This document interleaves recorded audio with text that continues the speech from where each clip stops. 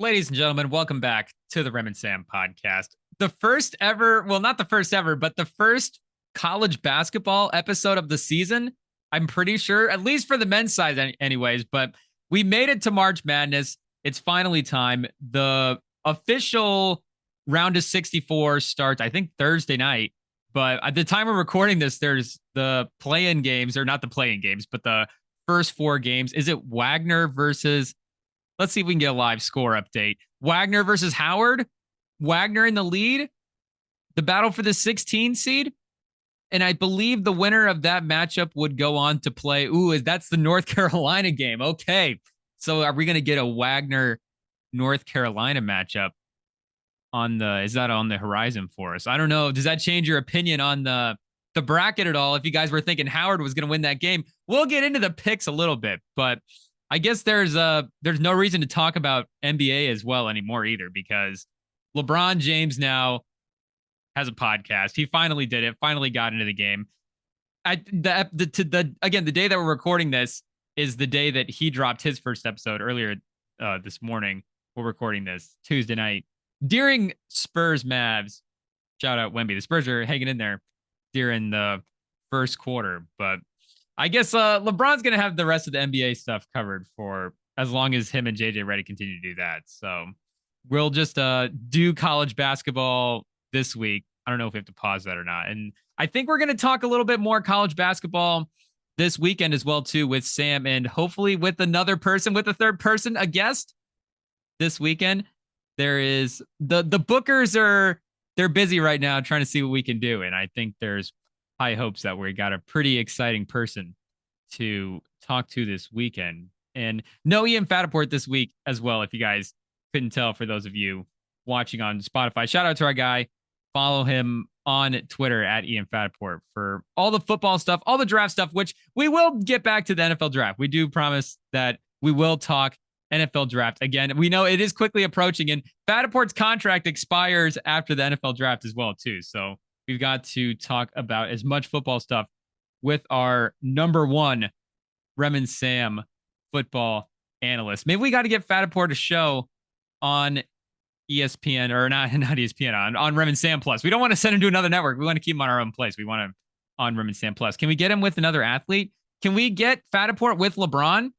We tried to get the LeBron Redick one for Rem and Sam Plus, but Rich Paul, they said they want, they both have their own production companies, Sam, and just there was too many working pieces. We couldn't get it as of right now, but who knows? We'll reach back out and try to get the LeBron and JJ Redick pod on Rem and Sam Plus with the whatever show Ian Fataport will be doing for us in the future. But again, follow our guy Ian Fataport on Twitter if you haven't already, and be on the lookout. Follow the feeds as well too. Rem and Sam. You can follow Spotify, Apple, YouTube, whatever you guys are listening and watching on, it's going to be there. So you can follow there and check out the next time our guy Ian Fataport pops on. But like we said, it is March Madness this week. The March Madness chaos has started. The bracket, I think the bracket hype is definitely still there. People are still talking about it.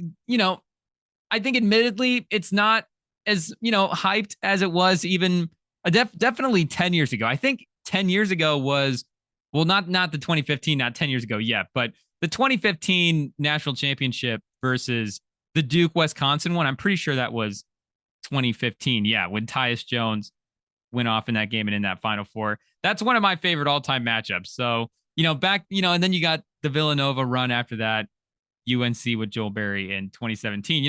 The brackets were fun back then. The bracket's definitely fun to go through and look at this year. And I got to say, like we said, this is our first ever time talking college basketball this season anyways, and definitely for me, my first time really checking in this weekend. I was really diving in, trying to figure out what, who to pick, what, looking at the numbers, looking at the odds as well too, seeing what the spreads were and stuff, seeing where Vegas was leading for the picks. But really, this is the least I've ever known going into a bracket. This is the least I've ever watched college basketball. And, going back and going through it, I got to say, I am kind of bummed that I didn't pay more attention to it, because looking at some of the teams and looking at some of the guys, like, no surprise, there is really fascinating guys. Watching some of the conference championship games this weekend, this past weekend, there was a couple of guys and a couple of teams that, we'll get to it. I really was like, okay, I think I know where I'm headed with my bracket picks, but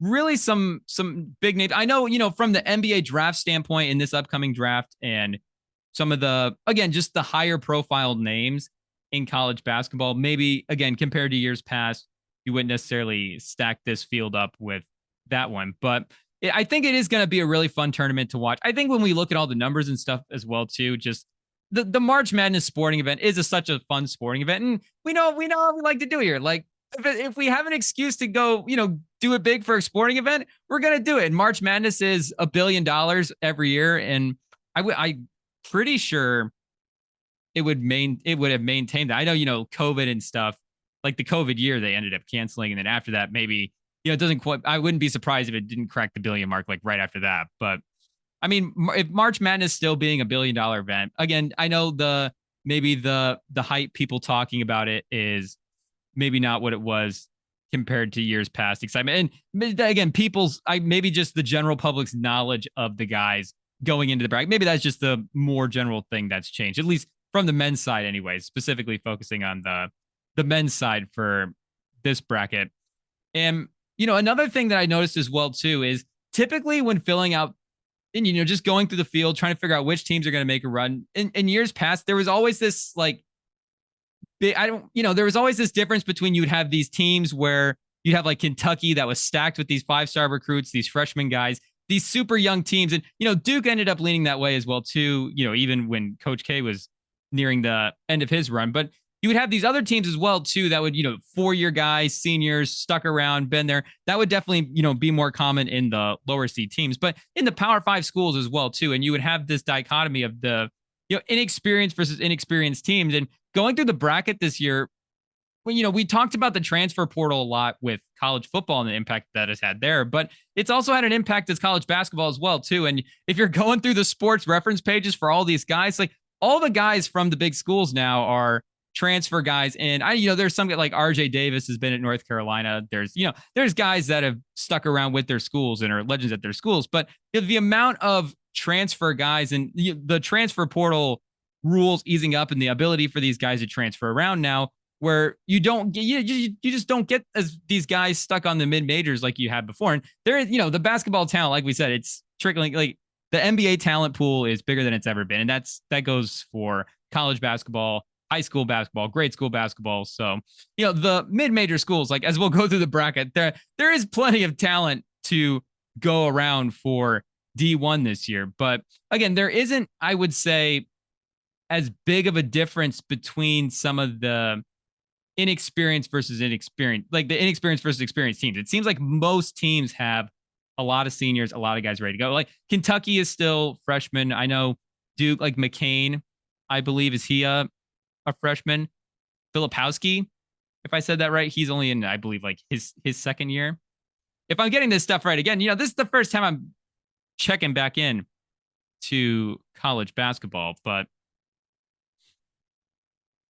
you don't have the big gaps between, you don't have as many of the collection of 5-star guys, 5-star talent, all stacked up on one team. And you can see it in the mocks as well, too. I was looking on the Tankathon mock the other day, and I think like 8 of the top 12 guys are international prospects right now, which is just crazy. And again, it goes to what we've seen with the hype into this upcoming March Madness. But like I said, I'm excited for it. I think it's still fun to go through, fill out the bracket, try to figure out what the picks are going to be. And, there is still, like we said, it's a $1 billion event. There's still money to be made on the March Madness event if you're looking in the right spots. But before we get into the picks, just to go through a couple of the top teams. And again, I don't really know a bunch of the storylines headed into March Madness, because again, this is the first time that I know the Rem and Sam pod is really checking into college basketball. Though I do feel like Sam has probably been sneaky keeping up with it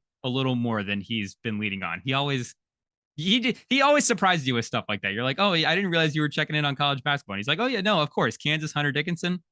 We were up. I mean, up until the end of the season when Dickinson got hurt for the Big 12 tournament. McCullough as well, too, went down. Again, we'll get into that for the picks. But, I mean, Kansas was, looking pretty good themselves, too. I think they could have been a feisty team. But I mean, the big storyline for the March Madness is obviously going to be, can UConn repeat as national champions? And, I looking at the field and how dominant this UConn team has been this year, just going through and looking at the numbers. And again, they're I believe, the number one overall seed in the field. Was Molly bragging about that on First Takes? So, again, they're favored as they're favored as the number one team as well, too, plus 370 right now to win the entire thing. So again, they are expected to do it, but can they actually pull off the repeat? And again, there is a difference this year with the field that they have to go up against, and maybe they are just a dominant team and they're just going to rip through the field this year. But it is really hard to do the repeat in college basketball, and it's not just hard because of the turnover every year, even though that is a part of it. It's hard for teams that stick together as well too, that to go back and do the back-to-back in the national championship. And the last time that we saw this was the Florida team with Al Horford, Joakim Noah. They went back-to-back. Also, Duke with Leitner and Grant Hill went back-to-back. And then you have the UCLA run with, they just have multiple guys go through.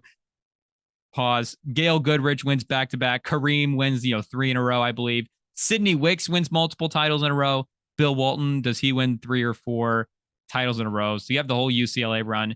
Cincinnati goes back-to-back with Paul Hogue. And then if you go San Francisco with Bill Russell and Casey Jones, they go back-to-back as well, too, in the 50s. And again, just going through the teams and going through the guys that have actually gone back-to-back, like, you do actually have to have like a certain level of, NBA talent to actually make a run. And again, there is a difference between college basketball teams and college basketball guys.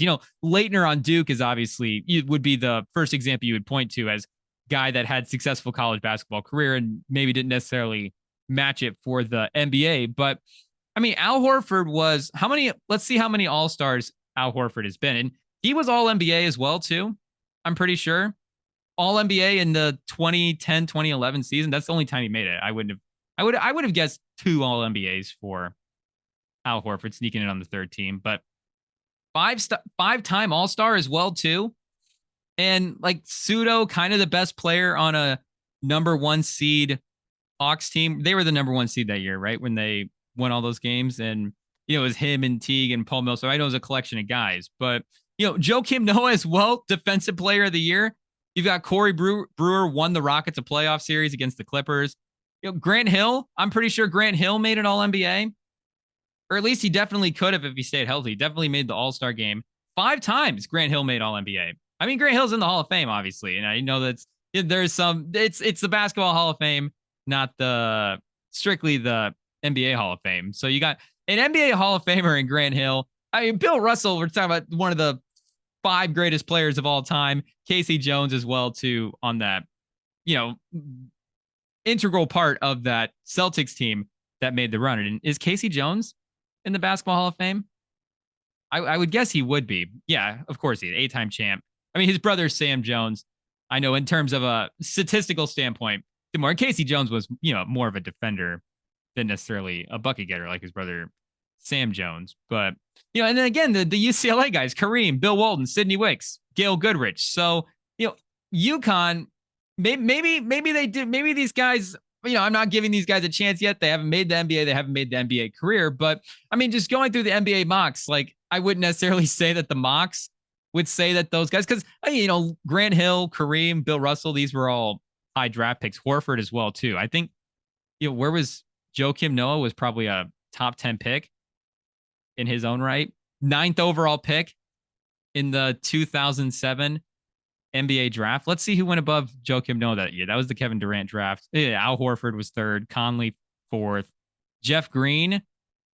We have an international player whose name I'm going to butcher, so I'm not going to say it, but went to Milwaukee at 6. Corey Brewer went number 7, and he was also on that Florida team. Also, again, maybe didn't have the All NBAs and the All Stars that Horford and Joakim Noah did, but was a really good role player for his entire career. So I'm not trying to diss on the UConn guys at all. I'm just saying that the teams that have gone back to back have actually had all-time guys in their own right, guys that have gone on to the next level and been dominant, had runs. Christian Laettner was on the 92 Dream Team at It's one point in his career. So, Christian Laettner was a really, really good basketball player, even though he maybe wasn't necessarily like a Hall of Fame NBA player. So again, it's just going to be really hard for UConn to pull this, the repeat off.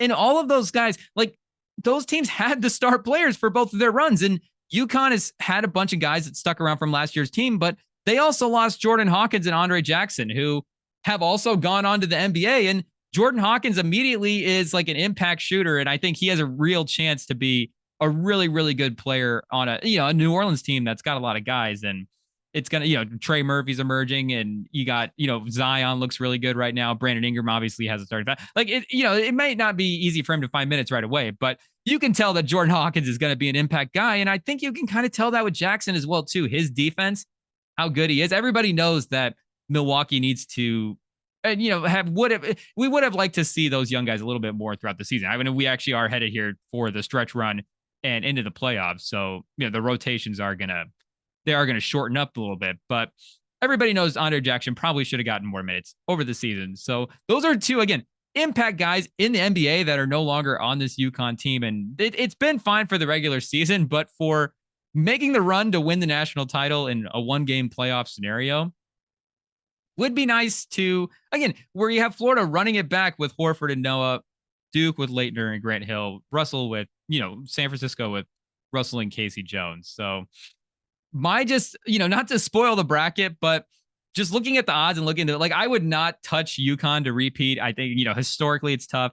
I think with the roster, you're looking at it, it's just, it's a long shot. And again, I get their stats versus the field, but there's going to be a point where I think those, it's not a Cinderella story, but the Magic's going to run out for UConn at some point, would be my guess, my bet anyways, for the national title. But the other team that's really big favorite, and there's really, 3 major teams right now, if you look at the odds that are favored. When I had them written down, it was UConn plus 370, Houston 6-1, Purdue 7-1, and then it drops. Arizona was up to 4th at 13-1, UNC at 17-1. So only 3 teams with less than 10-1 odds. And Houston's an interesting team because, again, numbers, look at the team.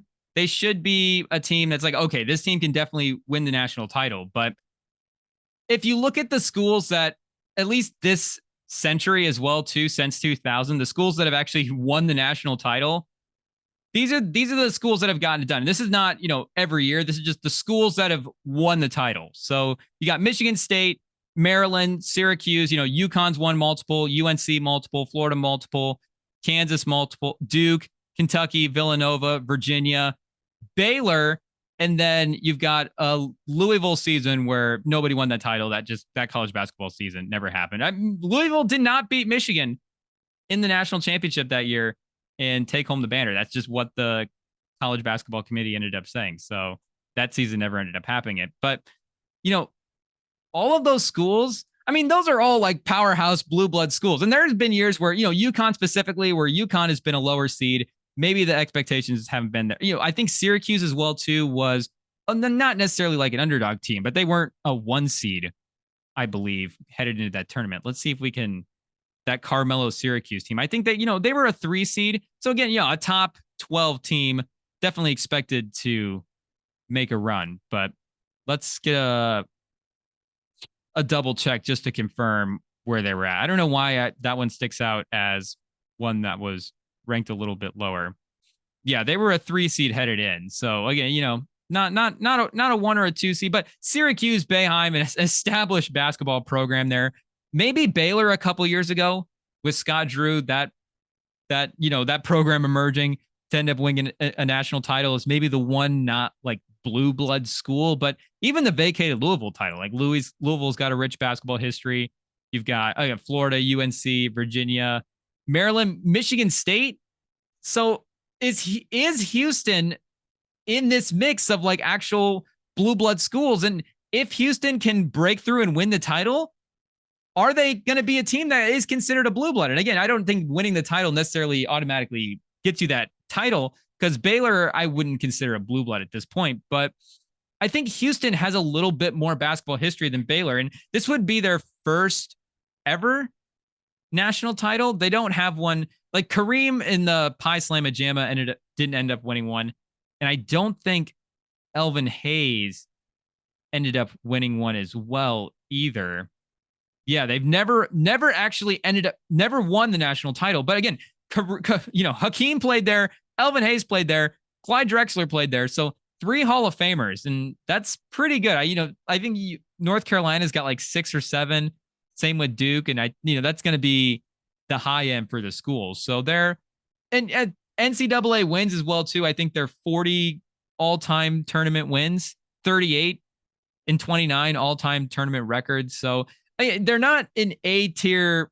They're B plus tier in terms of the resume for legacy for the school compared to what Duke and North Carolina and Kansas and these other teams have just have insane title runs, and UCLA as well too, what they've been able to accomplish. But they're really close, and if they win the national title this year, they've been in the mix. That would be the case for Houston, I think, to get through, because again, it is going to be a big name program that's going to win the national title. Like, let's not kid ourselves. We can go through and look, and maybe even if it's Purdue, like Purdue is a big school. I'm not breaking news here. It's not going to be like as much as you love James Madison, if they actually won the national title, I think that'd be pretty shocking. And if you start going down the list as well too, is Creighton going to actually make a run and win the national title? Illinois, Illinois is another team. They lost a national title, I believe. So they have had tournament runs in their history.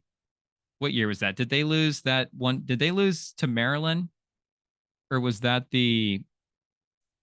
for some reason I was thinking they lost to Arizona? Oh no, North Carolina.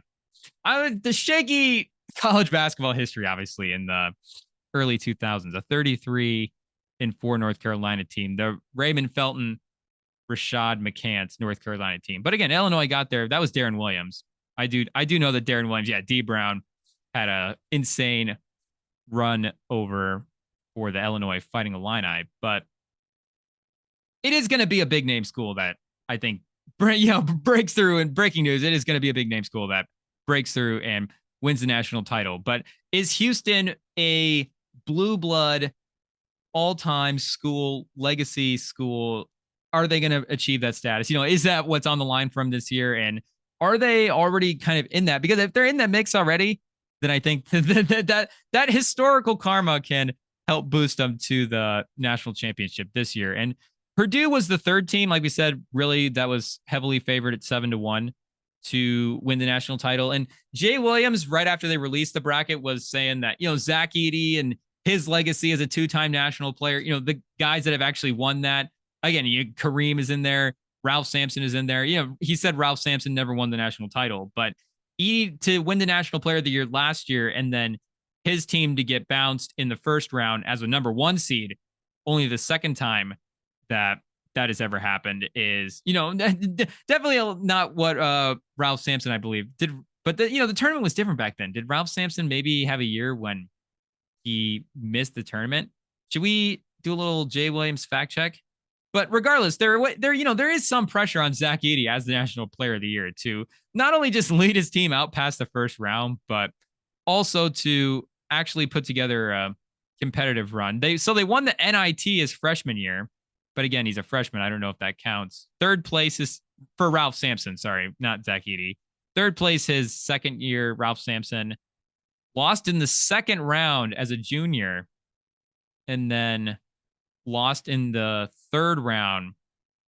I don't know if it was a Sweet 16 in 82, the third round, but the third round, the West Regional Final to North Carolina State. They lost by 1 point in 83 and lost by 2 points in 82 as well, too. So Ralph Sampson, about as close as you can get.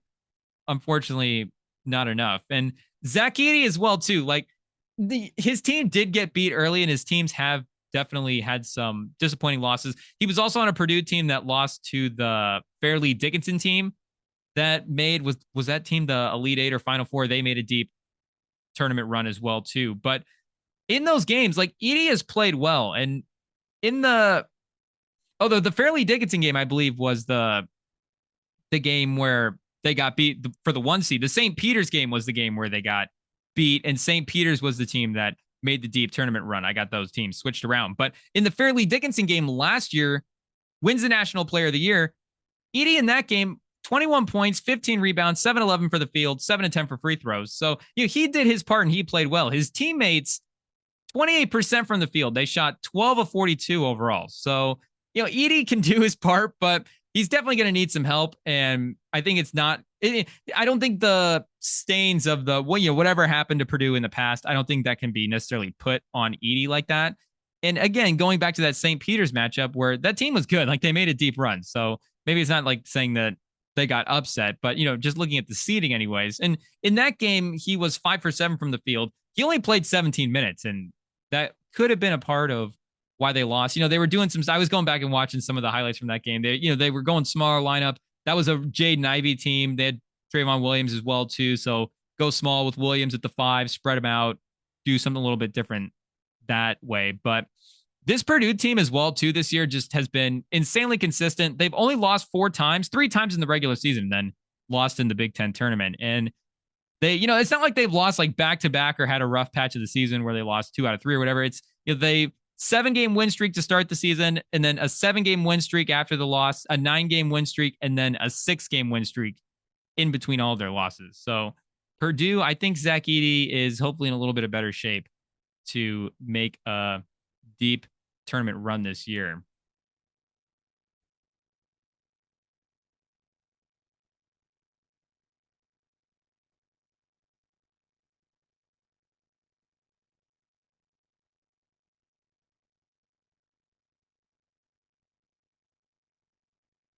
Okay, computers plugged in. Spurs are only down by 1 against a Mavs team that just beat the Nuggets and looked pretty good. Kyrie hit one of the most insane shots on Sunday. So things are looking good. I think we're ready to get to the picks, ready to get to the bracket. This might be the part of the show where we lose some of you guys when we just start naming off picks, but we're going to do we'll do the whole first round first, and then we will do, we'll speed round through the rest of the bracket after that and try to get at least to a Final Four. I got it narrowed down to a national champion, but a national championship game. But picking a winner, picking the field this year is tough. Again, I made the case not to pick Uconn as a repeat champion. And if you're not picking Uconn, then the field is tough. If you're not picking any of the top 3, again, the field is tough to look at your bracket. Those 3 teams are solid teams. There's a reason the odds are what they are. But to get to the first round, we're going to start in the East. So if you're just looking at the bracket on paper or whatever, online, top left corner of the bracket, if you're actually physically looking at the bracket in the East, and we'll just go down the line, both sides through the picks. So we'll start with the Uconn Stetson match. We'll go Uconn, 1 seed right away, first win.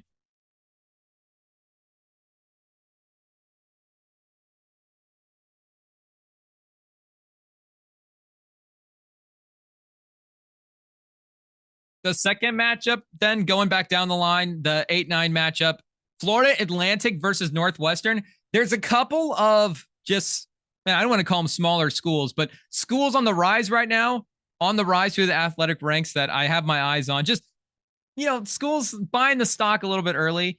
We're talking about the whole program, football, basketball, all of it. Florida Atlantic is one of them. The football program had a tough year this year, but they managed to get really good head coaches. They've had like 6 coaches for the entire history of the program, and 4 of them have been Howard Schnellenberger, who was the original University of Miami guy. Before Jimmy Johnson, there was Howard Schnellenberger. Shout out to the U30 for 30.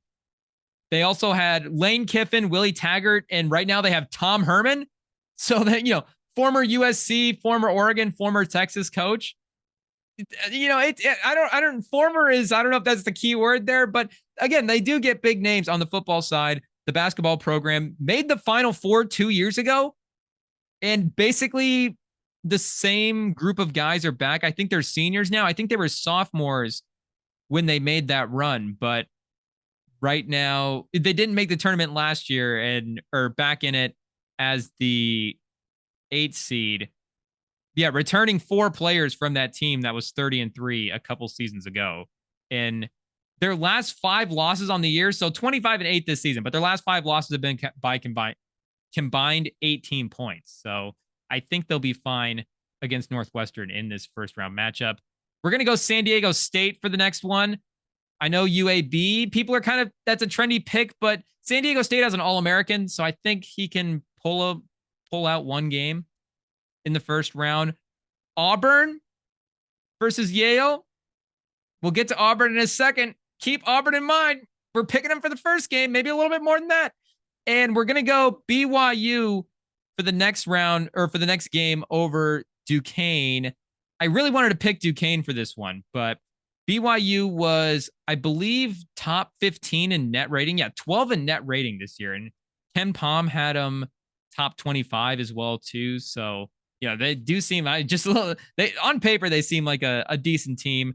And I think they can get one win, at least in the tournament. Illinois versus Morehead State. So going through and looking at the brackets the last couple of years, I don't want to say it's guaranteed that one of the top 3 seeds is going to lose, but one of the top 3 seeds is going to lose. And there is a couple of teams that I had my eye on for what that could potentially be. Morehead State was one of them. Illinois just won the Big Ten tournament.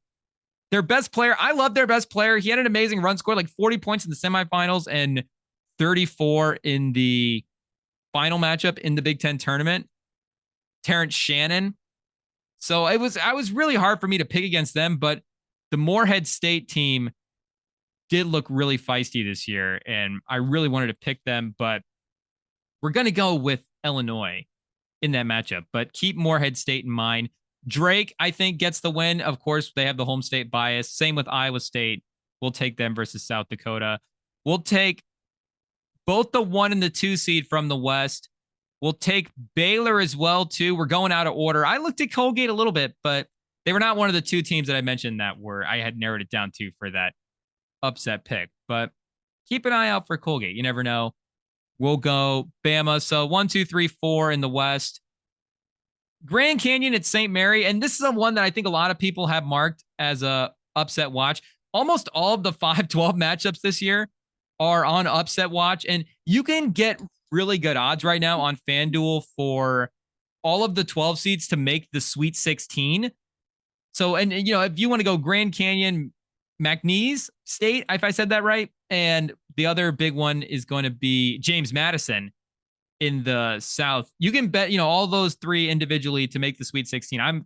I think those are great value right now, because I think one of those teams has a really good shot to do it. And I think Grand Canyon is at least going to get one win in the tournament against Alabama. Clemson against New Mexico. Clemson is, I think, pretty good, but all the stats we're looking at, we're saying New Mexico. So we're going to go there. Plus, I feel like we need another upset in this West bracket. And we're picking Dayton over Nevada, because Dayton as well has an All-American. So I'm not picking all of the All-Americans to win. Again, we'll get to the big upset pick. I probably should have teased that to start the bracket. We're going to pick one of the top 3 seeds to lose. If I didn't make that clear earlier. And coming up next, so stay tuned. But it's not going to be in the left side of the bracket, the East or the West anyways, because I think Baylor and Illinois and the 1s and the 2 seeds end up getting it done. And I missed the Michigan State game. Michigan State, I think, wins against Mississippi State. That's another team, Michigan State, that pretty good in the net rating. Mississippi State 31 themselves, but defensively, Michigan State's really solid. Tom Izzo in the tournament. Historically, they don't lose in the first round unless they're a 2 seed, and I pick them to go to the Final Four with Denzel Valentine. But I think they're going to get one win this year, and I think they're going to be playing North Carolina in the second round. So moving over to the right side of the bracket, top right, South division of the bracket. Houston's the 1 seed. They get the win. Nebraska over Texas A&M. Almost all of the money right now is on Texas A&M. I want to say 75% of the money is on Texas A&M, but Nebraska's got the Steph Curry guy. So I think we got to pick him. I think he's got to get at least one win in the March Madness in the bracket. So we got to go Nebraska. Another 5-12 matchup, Wisconsin, James Madison. again, I think the 12 teams are just good this year. And I think, unfortunately for Wisconsin, James Madison might just be a better team. I think they get the win. I think Duke gets Vermont in the first round. Duke they could be on upset watch. Vermont, shout out. You never know. But I think Filipowski, Jared McCain, John Shire, he's got that program looking pretty sharp right after Coach K left. Big shoes to fill. He's done a good job. And I think they're going to get a win this year in the NCAA tournament. NC State against Texas Tech. Again, Texas Tech, solid team, but I think the momentum from the ACC tournament, they can turn that around for one game. Or they can keep that going in the first round of the bracket. Again, Texas Tech, they're not a powerhouse. From what I was seeing, I wasn't overwhelmed with some of the numbers. Do they have Joe Toussaint, the former Iowa transfer? So I've seen him in person a couple times. We'll go NC State to win the first round game against Texas Tech. Kentucky versus Oakland. Is this the 3-14 matchup that we're going to pick? I guess I'm giving it away. It is a 3-14 matchup, but it's not. Kentucky versus Oakland. We're picking Kentucky. The Colorado-Boise game has not happened yet for the 7-10 at the time that we're recording this, for the next game to play Florida. But I think Colorado is going to win that game, and I think they're going to beat Florida as well, too. So hopefully that happens by the time you guys are listening to this. Well, if you guys are listening to this Wednesday night, you'll know what has happened. But hopefully Colorado's able to win the play-in game, because I'm picking them to advance to the round of 32 to play Marquette, the 2-15 matchup against Western Kentucky in the West. I think Marquette gets it done.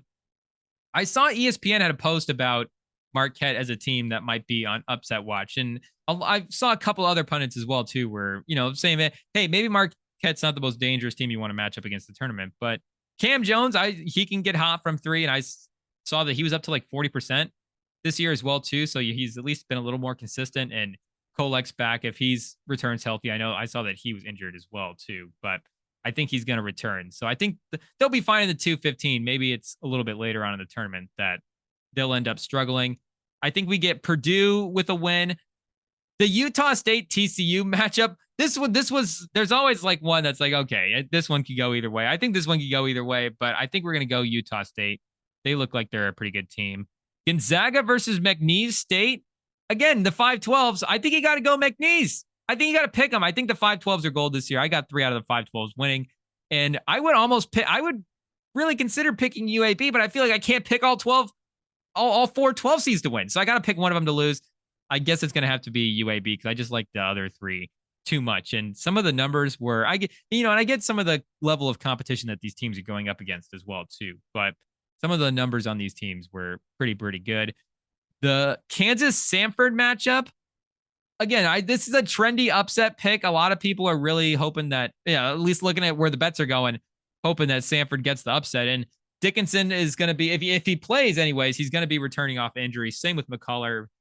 If both those guys are out there, though, they can at least win one game against the Samford team that is good. But come on, Hunter Dickinson, former Michigan transfer, I think he can get at least one win. So we'll go South Carolina versus Oregon in the next one. We'll pick Oregon for the upset value against South Carolina, though I don't think there really is any upset value anyways in the betting odds, but at least for the seeding points in the bracket. Creighton versus Akron. We finally got there. This is the big upset matchup. I didn't pick the one that was in the bottom right-hand corner, the very bottom, on purpose, just to tease it out. I picked it because I do think that this Akron team is pretty good. And I looked at them and the Morehead State really closely. I really like what I saw from both of them.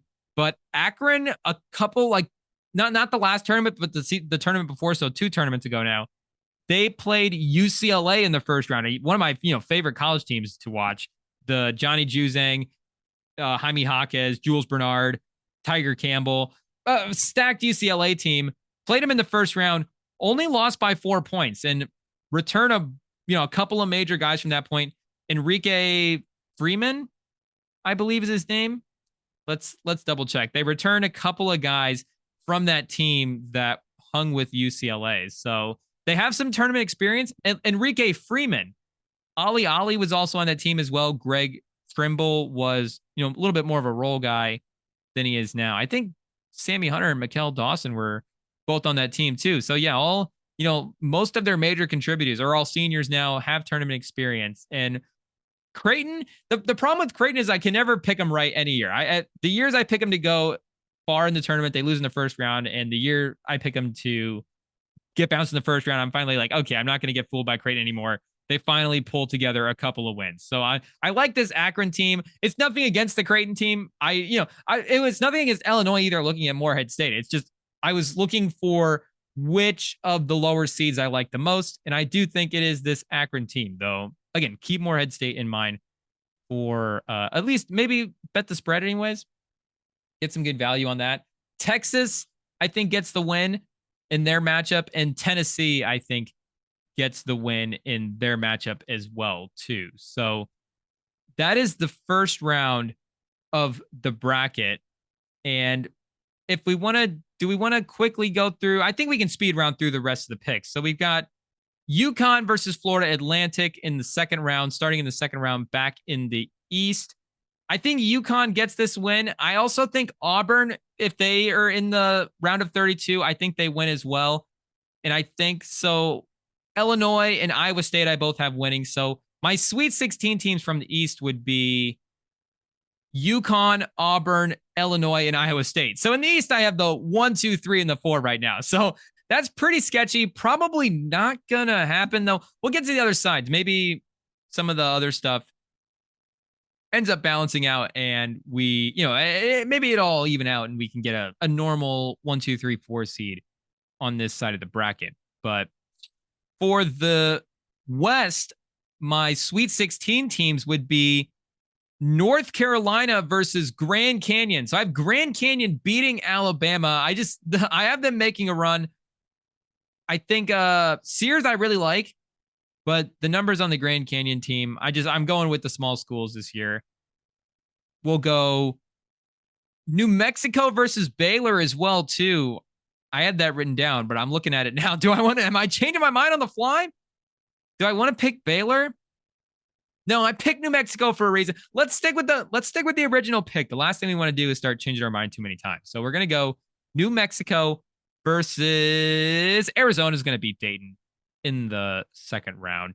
Caleb Love is going to be my guy for the tournament. He almost went to Michigan. This season could have been on Michigan, I believe. Let's give a quick double check. This Michigan season, like we said, was not the most tuned in we've been. When you go 3-17 in Big Ten play, I'm not a fair weather fan. It's just Wemby's playing right now. So, you got to tune in. But Caleb Love, as a senior, who originally started in North Carolina and had an amazing run in the tournament of his own right, almost played on Michigan this season. But there was some stuff that came up, reasons he couldn't end up being at the school. And it kind of worked out for him because Arizona is 4th in national title odds and Michigan was 3-17 in Big Ten play. And maybe they're a lot better in Big Ten play with Caleb Love, but they're probably not going to be able to put a team around him this season that would have been 4th in odds for the national title, at least on shout out to DRF Sportsbook, but at least on what we were looking at for the time that we were recording this anyways. But I like Arizona to advance. So we've got a 1 versus 12 and a 2 versus 11. So I feel like that kind of balances out our other top half of the bracket on that side there. We have the 1, 2, 3, and the 4. We've got Purdue takes down Utah State. Again, Zach Edey, I think the team is good this year. They had one of their better players got hurt in the Big Ten. I saw in the Big Ten tournament as well, too. So hopefully they're able to be, fully healthy and fully going for this. But they're also a 3-point shooting team as well, too. And like we said, they didn't shoot the 3 well in the tournament. Will that dry up for them at some point? Who ends up, who knows? But I don't feel like it does against Utah State. I feel like Edey's able to get the win. Kansas, maybe they get one win, but if people are this out on them, I don't know if I can put them in the Sweet 16. So McNeese State, welcome to the Sweet 16, another 12 seed. I guess we'll do the same thing on this side of the bracket. Can we have another 1 versus 12 and a 2 versus 11? A Tennessee versus Oregon? Hopefully you guys are following along with your own bracket or whatever app you guys are using. Should we do a bracket next year on Rem and Sam Plus? IT, write that down. We'll do a bracket challenge on Rem and Sam Plus next year after that gets launched. And you guys can sign up, follow along with the bracket on there. But Purdue versus McNeese State and Oregon versus Tennessee. Should we just pick Akron to beat Oregon? If they're going to beat Creighton, they might as well beat Oregon. We will change that one on the fly. Let's go Akron versus Tennessee versus Purdue versus McNeese State. So we got an even lower seed in the Sweet 16. Has a 14 seed ever been? I feel like a 14 seed has been Sweet 16, maybe even a little bit farther. A 15 seed though. What was St. Peter's when they made their run? Were they a 15 seed potentially? I feel like that would be the first and farthest that they ever went. There was also that VCU run, but I feel like VCU was an 11 seed as well too when they made their run. So an impressive run. Like George Washington was another run where they were an 11 seed. They would have been, so they were a 15 seed, yeah, and they lost in the Elite Eight to a number 8 seed, North Carolina. Lost by 20. Magic unfortunately ran out for him, but or was that a Final Four team? Am I getting this wrong?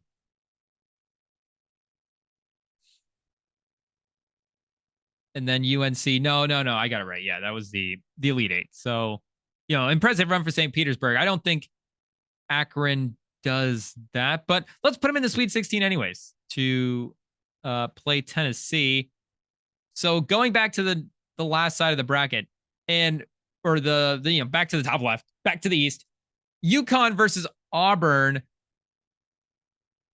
The Auburn team is one of the teams that I really fell in love with over the tournament weekend. And their best player, Joni Broom, if I said that right, he's a guy that I'm really going to be cheering for. Him and Caleb Love are going to be like my two guys. The adopted son. If we did a tournament adopted son team, I think both of those guys would be on it. There was another guy as well too that I want to look up. He was diving around all over the place, and I think his energy is going to be valuable in the tournament. Baker Mazzara, Chad Baker Mazzara, he was flying around the court going after loose balls, and they also have a Jalen Williams, another Jalen Williams. So we're just buying stock in every Jalen Williams that plays basketball out there. So I think between those three guys, this team is really poised to make a run. And I think if they're matched up against Uconn, Uconn is a team that I think matches up, pretty well against Auburn too. But I think this would be the one where this would be my first guess as to where the magic would run out for Uconn. I'm buying a lot of stock in this Auburn team making a run this year. So I would pick them in the Sweet 16 to go to the Elite Eight, beating Uconn. And I'm going to take Illinois over Iowa State. I know I was shaky on Illinois at the beginning, but again, it was more me talking myself into Morehead State. And I just talked myself into Akron instead. But Iowa State, I think that's just too many wins in a row. I know they just won the Big 12 tournament.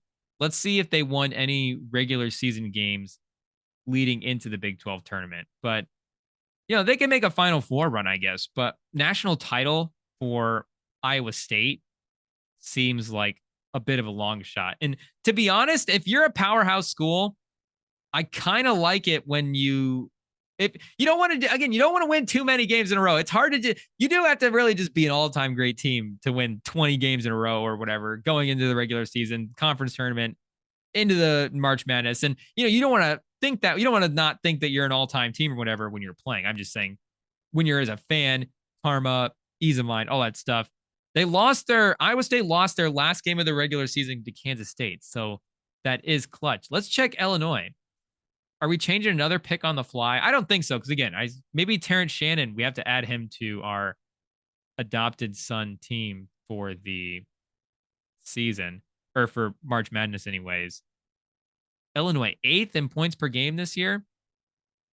They lost their second to last game versus Purdue, lost by 6 points, and then beat Iowa and then won their 3 games in the conference tournament. So we got Illinois there. Let's pick Illinois still. We'll go Illinois, Auburn in the Elite Eight for the East. And we We'll go with North Carolina, Arizona, 1-2 matchup in the other bracket on the right side. I keep forgetting what the regions are labeled. Is this the West? So we got East, West, South, Midwest. Okay. North Carolina, Arizona in the West, I believe, is the matchup for the Elite Eight. So we've got a 3 and a 4 versus a 1 and a 2. I think that feels right for the bracket. Again, you can tell when you don't watch college basketball, you got to start like figuring out what the formula is to get the right bracket. And I feel like a 1 versus 2 and a 3 versus 4 in those respective divisions feels correct. And we're going to pick Houston to beat James Madison. Again, James Madison just looks like a good team, but so does Houston. I think the defense is going to be able to get them a long ways this year. And Kentucky versus Marquette in the Elite Eight, or sorry, in the Sweet 16 to go to the Elite Eight. Let's go Kentucky. Because again, if people are out on Marquette a little bit, kind of like Kansas, we will trust the college basketball people. And the college basketball people like Kentucky as well, too, which is a common trend going into the tournament. And they are one of those teams that is actually a younger team. So maybe that bites them at some point. But I think they could have the offense to get past Marquette. They don't play defense as well, too. I was looking at their numbers for that. But offensively, I think they have the firepower to get past Marquette. And they will be facing Houston in the Elite Eight. For the Midwest side of the bracket, let's just go McNeese State versus Tennessee. Like I said, Purdue, the 3-point shooting, Zach Edey, it does feel like the magic might run out for him at some point. I don't know. Is that my Big Ten bias? Michigan fan? I'm not sure. But McNeese State, the offense can, let's just double check these stats real quick because it's pretty impressive the season that they just had. 30 wins, I believe, as well, too. 30-3. Will Wade is their coach. They're 37th in offense at 80 points a game, but 5th in defense as well, too. So in good balance both ways around. Won the regular season and the tournament for the Southland champion. This is another name I'm going to end up butchering. My apologies to this guy. Shahada Wells, 17 points, almost 18 points a game this year. So I feel like Shahada Wells versus Zach Edey. Wells versus Edey. We're taking our guy Wells, McNeese State. Let's do it. Elite Eight versus Tennessee. Dalton Connect. The thing is, Tennessee made the Sweet 16 last year with just basically defense, and they kind of have the same defender guys there, but they just added Dalton Connect, which is the reason they're the 2 seed instead of the 5 seed, whatever they were. But again, in the tournament, I think the defense and Connect scoring, as long as he doesn't dry up against Akron, I think he'll be okay. And a Tennessee to go a 14 seed Akron, a 12 seed McNeese State back to back is, at least from a seeding standpoint, pretty good matchups. Though again, those teams, I think, good teams. And I think the field is, pretty balanced this year. Again, like we talked about the way the transfer portal and the thing is, talent spread around. I think there is good, balance. I think the 14, the 12, 13, 14 teams are probably a lot better than they were, I would say 10, 15 years ago. But to get to the teams that are going to be in the Final Four, out of the East, I'm going to pick Auburn to go win the Final Four or win this region, be in the Final Four. It would be either them or UConn. Again, I have Auburn playing Illinois right now. If UConn beats Auburn in this hypothetical matchup, then I think UConn would beat Illinois. And maybe at that point, then just throw out everything I said and they end up winning the national championship. But I have a ton of stock in this Auburn team, and I have a ton of stock in Broome. Just the energy that he brought, and he's really seemed like the guys rallied around him, seemed like he can go get a bucket too when he needs to, which, and the way they run the offense around the bigger guys is just different than the way they did it with Jabari Smith, who was a true freshman as well, too, when he was playing. So, Broome is a little bit of or Brom. Hopefully I'm saying his name right, but shout out. You're my guy. I'm cheering for you this year. I just picked you guys to go to the Final Four. So, and he's a little bit more experienced than Smith was, plays with his back to the basket a little bit more too. So really like what I saw from that team this weekend. And I think they're playing Arizona. Again, I'm just picking guys I like at this point. So you tuned in to get some analysis and you're getting biased picks from your boy, but that's what happens. So Caleb Love almost went to Michigan. And since Michigan's not in there, we're going to end up going with the guy that almost went to Michigan. So we've got Arizona out of the West and Auburn out of the East, a 2 and a 4. Again, the formula machine, putting into the March Madness formula machine this year, that feels pretty good. And on the other side, I think McNeese State, are they going to make the Final Four? Dalton Connect, I feel like he can put the team on the back and get his team to the Final Four. Like we said, the matchups worked out for him. We'll go Tennessee versus Houston. I think Kentucky's inexperience in a matchup against Houston would end up getting them. And the fact they're so reliant on their offense that, hey, maybe they just get hot from three and shoot Houston off the court the way Iowa State did. But I think Houston's going to be motivated. I think they know that, yeah, it's not just, these guys have been around a little bit and made some runs. But again, there is some legacy here with the school that I think they are chasing as well, too. And they say that stuff doesn't matter, but I'm sure it'd be nice for Houston to finally win the national title. But for now, they're just in the Final Four versus Tennessee. So the Final Four at the time that we're recording this, and who knows, I might change my bracket. Maybe follow Rem and Sam on Instagram. If I change my bracket, we'll post updates. But my Final Four right now is Auburn versus Arizona and Tennessee at Houston. And if this was the Final Four, I would have to pick Auburn to beat Arizona, and I would pick Houston to beat Tennessee.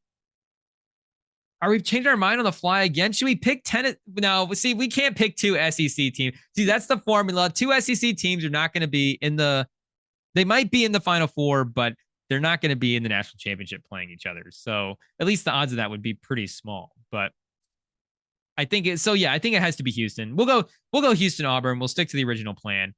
And Broom's our guy. We're sticking with our guy. I know it's either him or Caleb Love as the guy that we're going to pick to win the national championship this year. So I would pick Auburn right now. And again, Arizona's fourth in the odds. Let me double check and see where Auburn is at. But I believe they're definitely top 10. And I want to say they're like 5 or 6 as well, too, at the time that we're recording this. UNC is 5. Tennessee is 6. Auburn is 7. So Auburn has a better shot than Tennessee. Maybe we should reconsider our picks. And Connect as well, too. If you look at some of the numbers from him, he almost played better in the SEC than he did in the Big Sky last year, which is pretty crazy. Again, he transferred in, and this is his first season in a Power 5 school. But we're picking our guy, Broom, 3rd this year in PER in the nation. And if you look at the KenPom rankings and you go back and just look through all of the years that KenPom has had the ranking, the national champion has been, I believe, in the top 3. Only one time it hasn't been in the top 3. And it was one of those Uconn teams. Again, another big blue blood school. But I mean, the KenPom ranking goes all the way back to 2002. And the 2020 season, there was the COVID year. So, that always goes without saying that year doesn't really count because they didn't have the tournament that year. Kansas, did they end up winning the technical national champion? But you have Connecticut, Uconn at number 15 overall in the KenPom ranking in the 2014 season. But outside of that, and Uconn as well, too, again, in the 2011 season was number 10. But outside of that, every other national champion has been one of the top 3 teams. So the easiest way to do it, that's Syracuse. Okay, so I knew there was a reason. I'm going back through and double checking the rankings. I knew there was a reason I was thinking that Syracuse was a lower team, because Syracuse was the other team that was not a top 3 team in the KenPom ranking. So you've got Syracuse in 2003 with Carmelo Anthony, and the 2 underdog Uconn runs with Kemba Walker and Shabazz Napier as the only teams that have not been a top 3 KenPom team to win the national title. So your top 3 KenPom teams right now are Uconn, Houston, and Purdue. So top 3 teams in odds. Makes sense. You've got Auburn at 4th. So we're going to take our chances. We're going to back our guy. We're going to bet our semi-adopted team for the national champion. At least the team we're going to be, riding in our bracket and backing in our finances. So shout out to our guy, Joni Broom. he's going to be the guy that the Rem and Sam pod is pulling for this year in the March Madness bracket. So as of right now, that's where I would lean as my pick. But, UConn to repeat, again, it's tempting. It's just really hard to do. Arizona, I would love to see Caleb Love get it done. And this season as well, too, he had a stretch in conference play where he was, so his first 19 games in conference play, he was 20 points a game, 21 points a game, 45% from the field, and 39% from threes. So tailed off, didn't start the season necessarily well, and didn't necessarily finish the season shooting with the highest efficiency. And for his career as well, too, if you go back and look at some of the numbers, the shooting efficiency hasn't necessarily been there for him the entire time. But he has had moments this year where really he's played super well, and I've been a huge fan of his. So I hope I would cheer for him as well, too. But again, in that Auburn matchup, I think the Auburn defense, the balance that Auburn had, really, I just looking at the numbers, I really like that team. And again, looking at the case, now they go outside the case of a blue blood case, or a blue blood team anyways. Maybe Houston is the team that fits that. Maybe UConn just ends up going back to back. And I think Purdue can get that Baylor's pseudo blue blood label if they were able to pull through and actually win the national championship. But my pick right now would be Auburn. I think that's a pretty good bet, especially if you get the fourth Ken Pom team with like the seventh best odds to win the national titles. Not terrible. So should we take a quick look at the women's bracket? Can I be honest with you guys for a second? I have not looked at the complete women's bracket.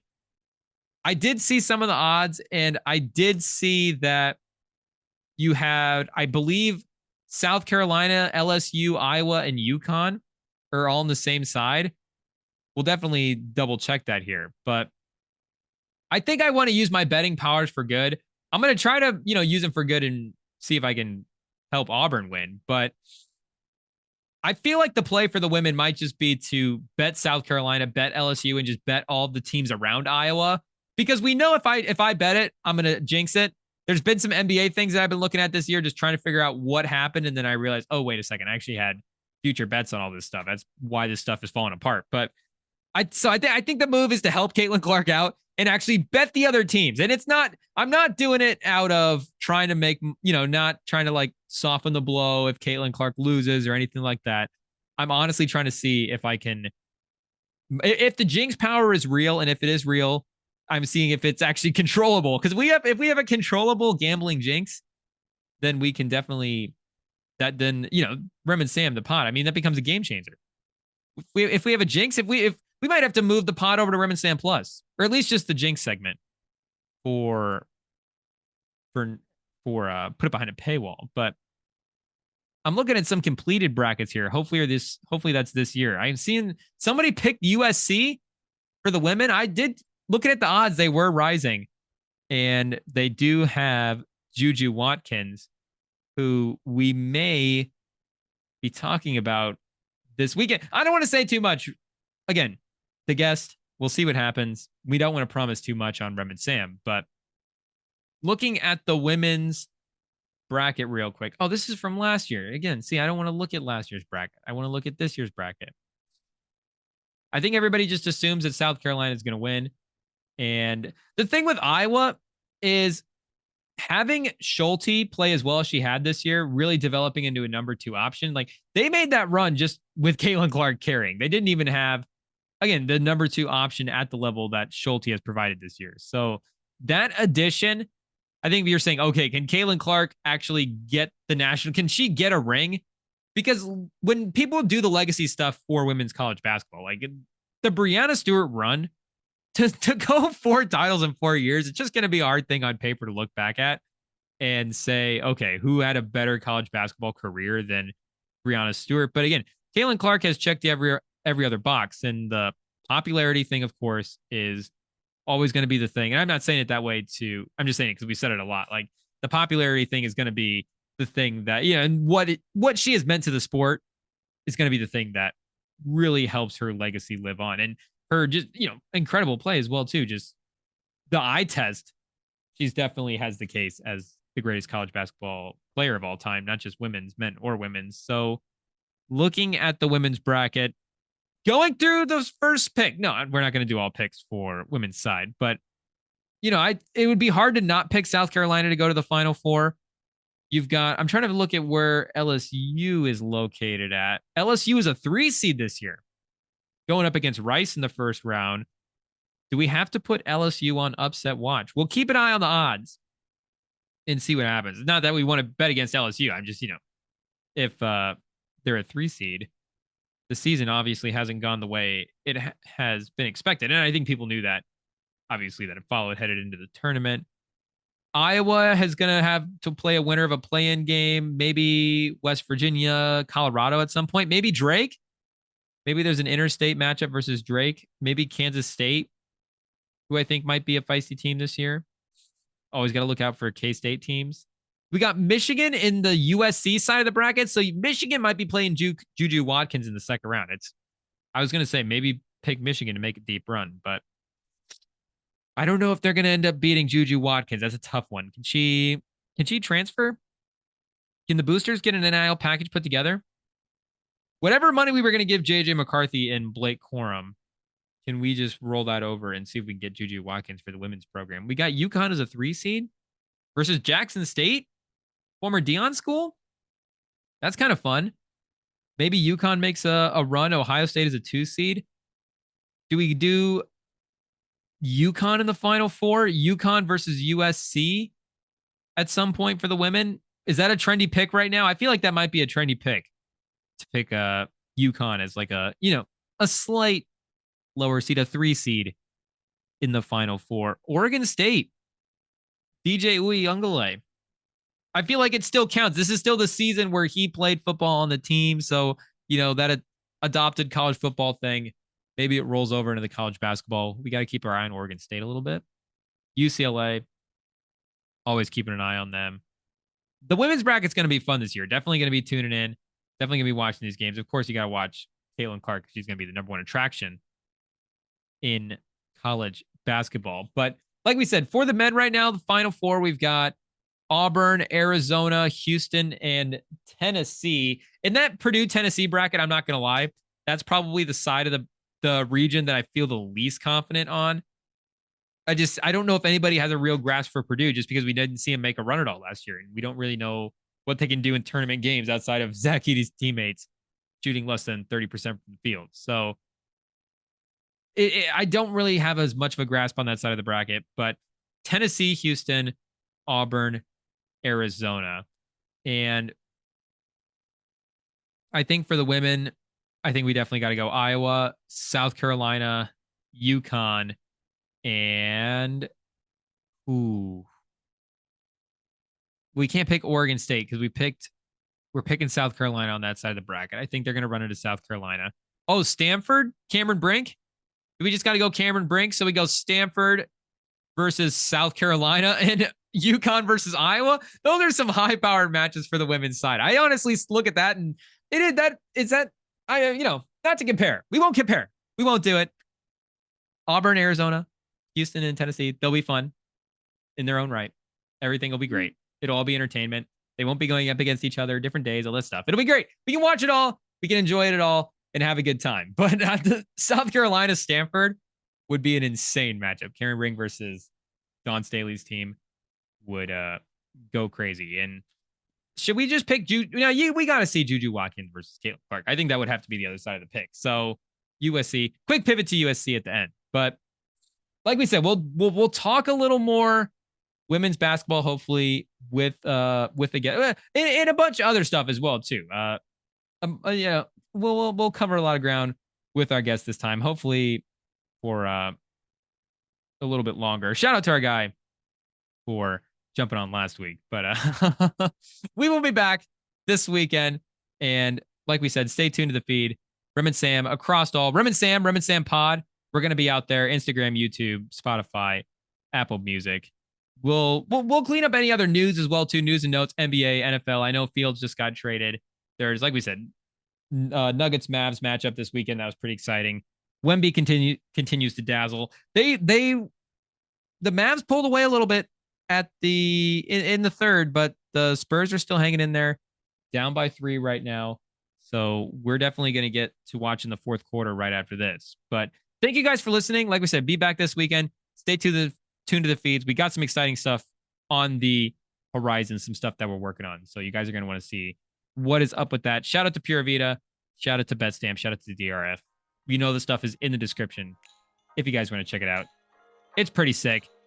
Thank you guys for listening. Be back next week. Bye-bye, folks.